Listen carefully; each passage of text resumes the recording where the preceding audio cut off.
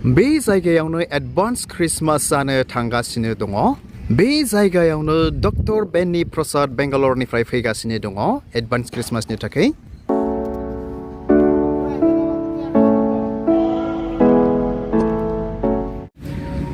ख्रिस्टनियाव अनजाग्रा आंनि भिडिअखौ नायगिरिफोर,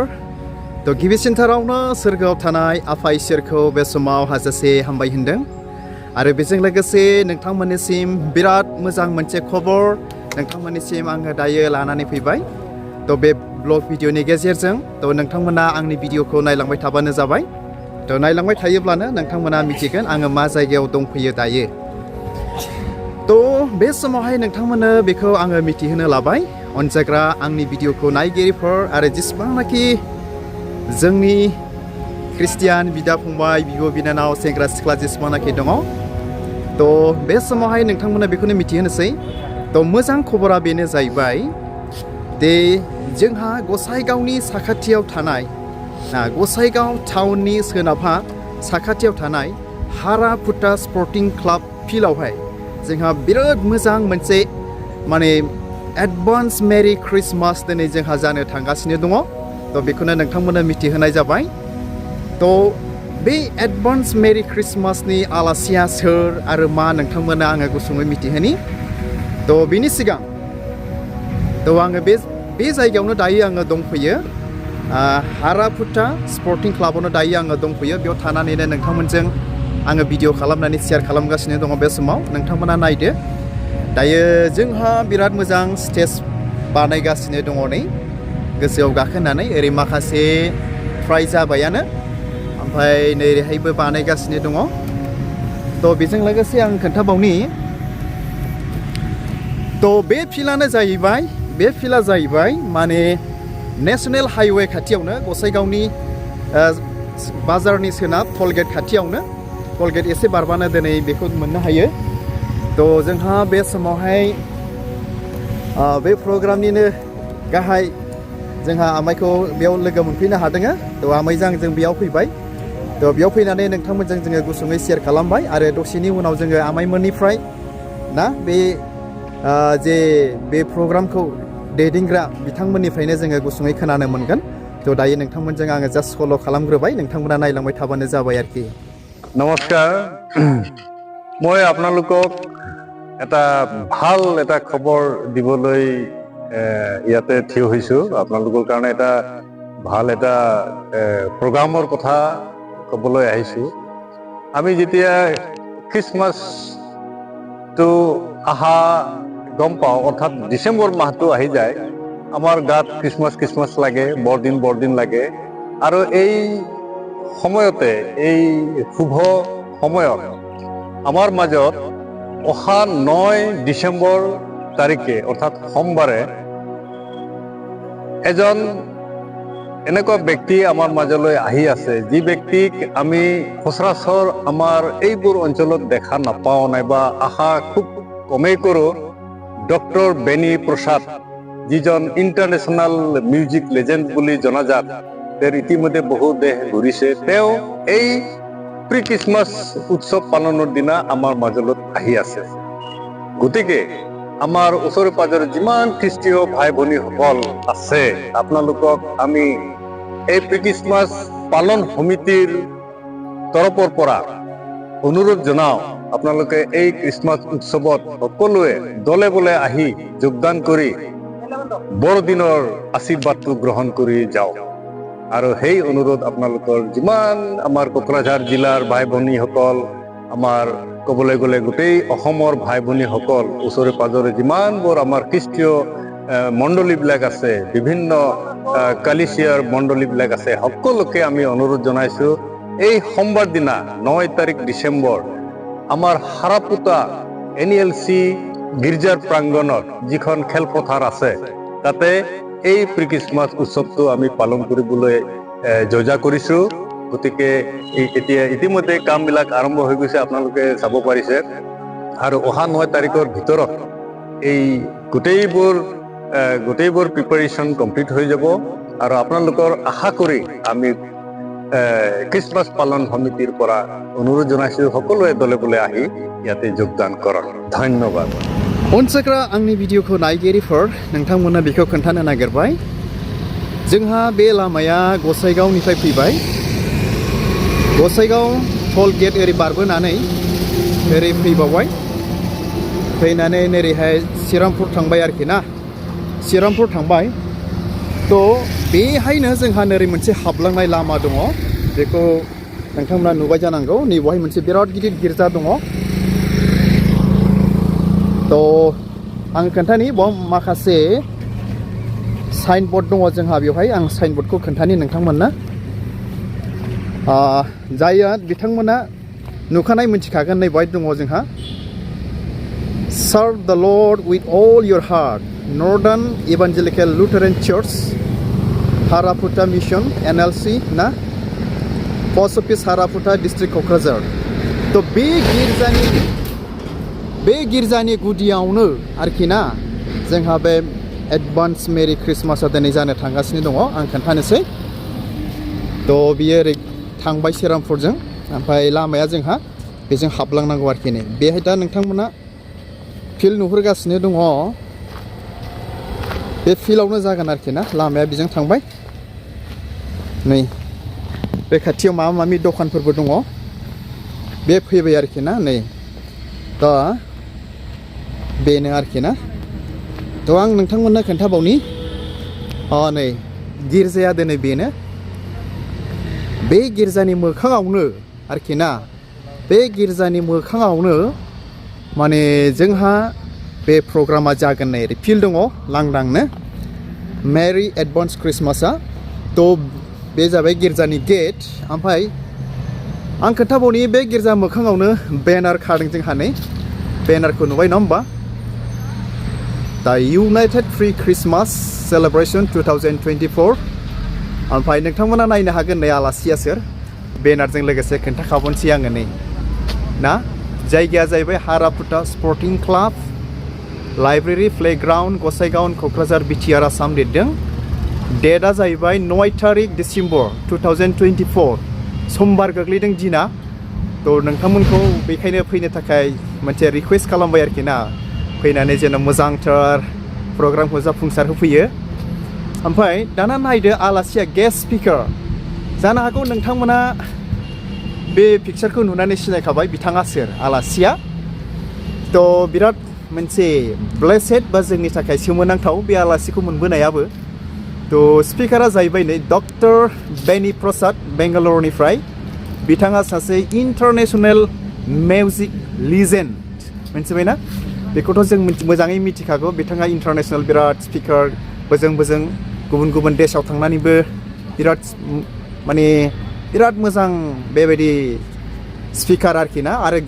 बायदिसिना दामनाय देनायबो गोरों गान खननोबो गोरों बेफोरबायदि आरोखि तो बेवहाय लिरदों I bring you good tidings of great joy which will be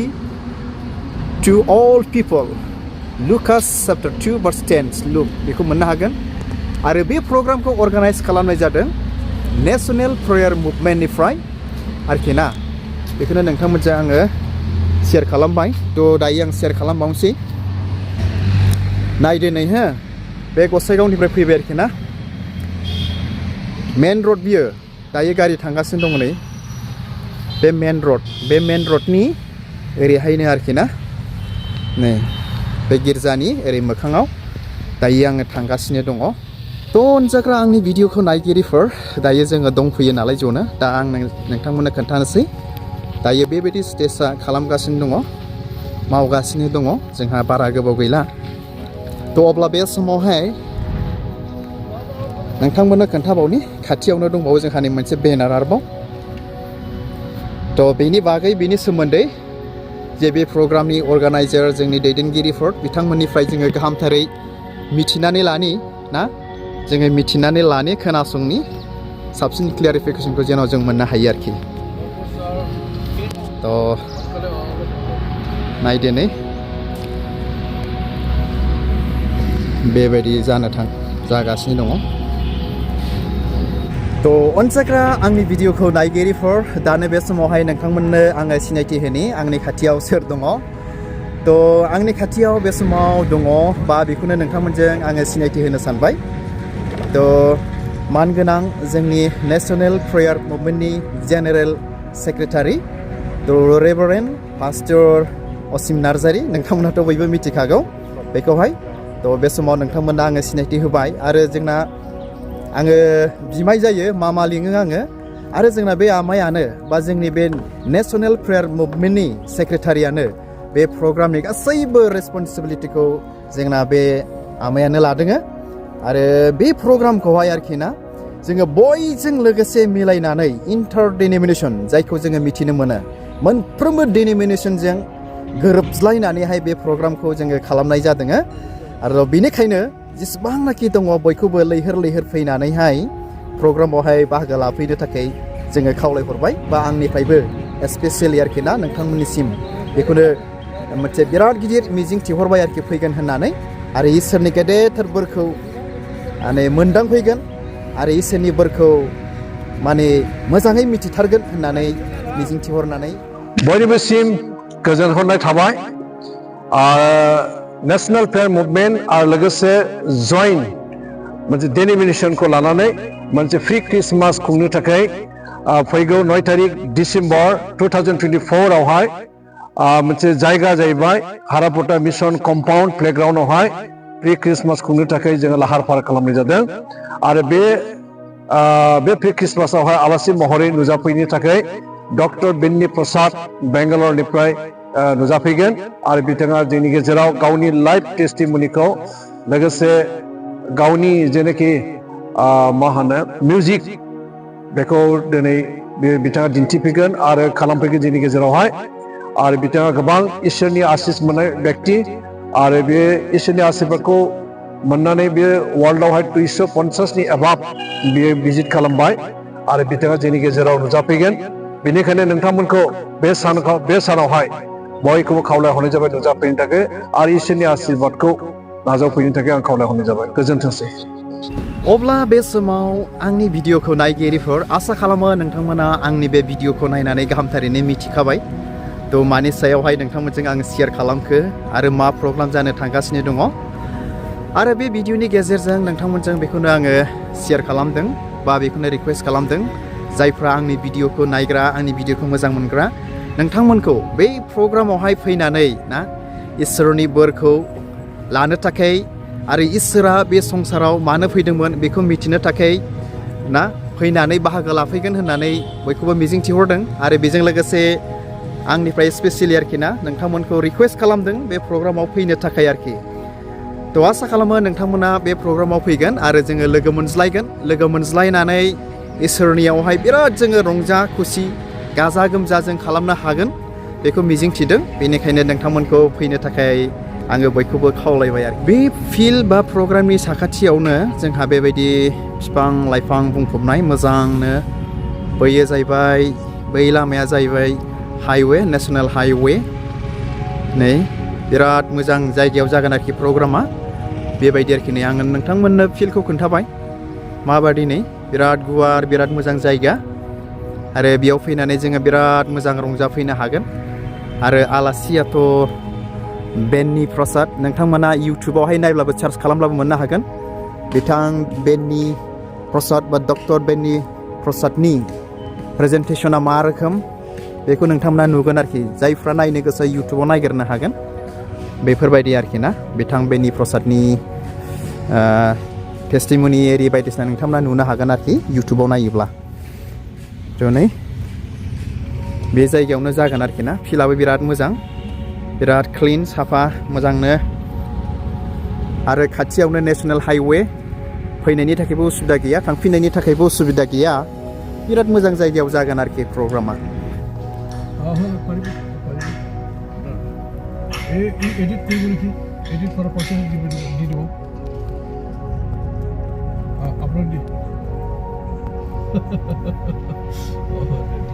और मैं कोई सब हाँ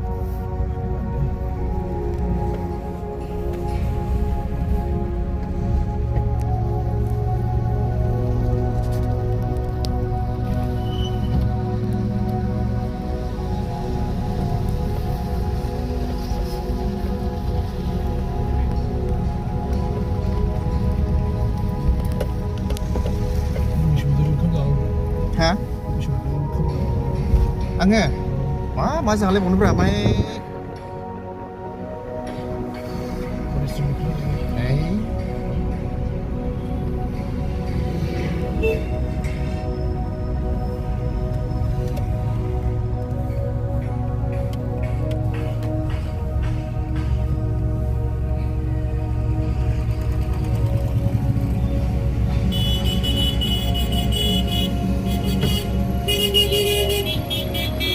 ओइ गोलाव गारिलै बे आइबा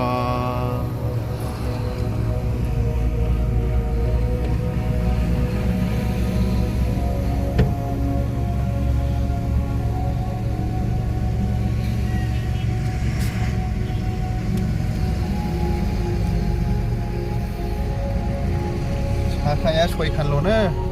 गारिया बेसेबां गोलाव